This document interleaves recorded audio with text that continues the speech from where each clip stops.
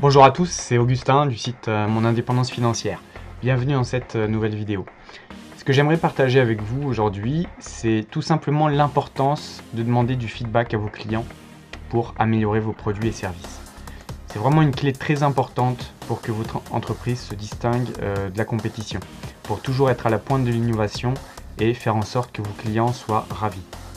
Alors, il y a des limites à cet état d'esprit.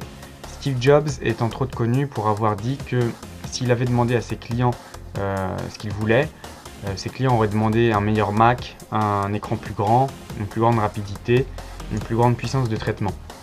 Mais ils n'auraient jamais eu l'idée de l'iPod, de l'iPhone, de l'iPad, qui font l'essentiel des revenus d'Apple aujourd'hui. Mais il y a aussi une limite dans le fait d'innover dans son coin, en essayant de trouver quelque chose qui va plaire aux clients, alors qu'ils ne savent pas encore que ça va leur plaire. Il y a un juste milieu entre ça et se reposer uniquement sur les feedbacks des clients. C'est pour ça que c'est très important de faire en sorte que vos clients vous laissent des feedbacks. Il faut les encourager à faire ça parce que vos clients, ils sont comme tout le monde. Ils sont comme vous, ils sont comme moi. Ils ont des milliards de choses à faire. Si vous ne leur dites pas hey, au fait, est-ce que vous avez apprécié la prestation, le produit, etc. Quelle note vous mettriez? Eh bien, ils ne vont pas le faire. Ou alors ils vont le faire, mais ils vont le mettre sur des sites externes, typiquement les gens pas contents versus les gens contents. Mais la plupart du temps, ils ne le feront pas. Donc ce que vous pouvez faire, si vous vendez des produits par exemple sur Internet, des produits physiques, vous faites comme Amazon. Vous laissez la possibilité à vos clients de noter avec des étoiles et un commentaire les produits que vous avez achetés. Si vous vendez des produits en ligne, faites des sondages systématiques régulièrement.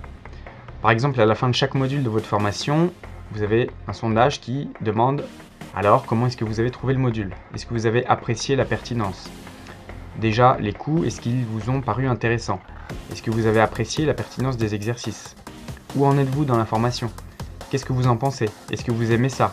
Oui, vraiment? Oui, non? Pas du tout? Voilà, ce sont les choix. Du coup, je sais quel est le taux de satisfaction à mes clients par rapport à mes formations et mes autres produits, comme les livres numériques, etc. D'ailleurs, vous finirez par vous apercevoir qu'en fin de compte, le taux de satisfaction sera proche de 90%, même à la fin. Donc ça, c'est quand même super. Ça ne veut pas dire évidemment que votre formation est parfaite, mais vous savez que globalement, vous avez fait un bon produit, que les clients sont satisfaits. En plus, ça vous aide aussi à récolter des témoignages. Donc, l'importance de retenir des témoignages clients. Ça aussi, c'est une très bonne manière de le faire. Si vous faites un sondage et que vous demandiez à vos clients de le noter, déjà vous pouvez ensuite contacter ceux qui vous ont bien noté pendant les témoignages. Ou alors vous pouvez carrément inclure dans le sondage une case pour écrire ce qu'ils pensent de la formation en texte libre. Ça vous permettra de recueillir des témoignages automatiquement. Évidemment, vous allez aussi avoir des feedbacks qui seront un peu plus critiques, et ça c'est normal. C'est vos clients en fait qui sont le plus susceptibles de vous donner des vrais feedbacks constructifs. Les critiques qu'on peut trouver sur internet, dans 95% des cas, malheureusement, ce ne sont pas des critiques constructives parce que quand on se pose la question est-ce qu'on sent la volonté d'aider chez cette personne, eh bien malheureusement la réponse est très fréquemment non. Il peut y avoir des clients qui ne sont vraiment pas contents, qui vont râler. Ça arrive, mais souvent quand un client fait une critique, surtout si à la base il est content, c'est une vraie critique constructive. C'est-à-dire qu'on sent vraiment l'envie d'aider, ne serait-ce que parce qu'il utilise le produit et qu'il aimerait bien que le produit soit amélioré. Mais aussi parce qu'il peut vous aimer et vous apprécier, et avoir envie de vous aider concrètement. Et pour moi, la meilleure source de critique constructive, c'est vraiment les clients. Et aussi les lecteurs sur vos blogs, votre site. Donc voilà, c'est ce que je voulais partager avec vous aujourd'hui.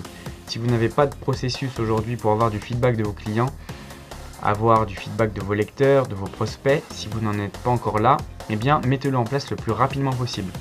C'est toujours instructif. Encore une fois, ayez en tête l'exemple de Steve Jobs.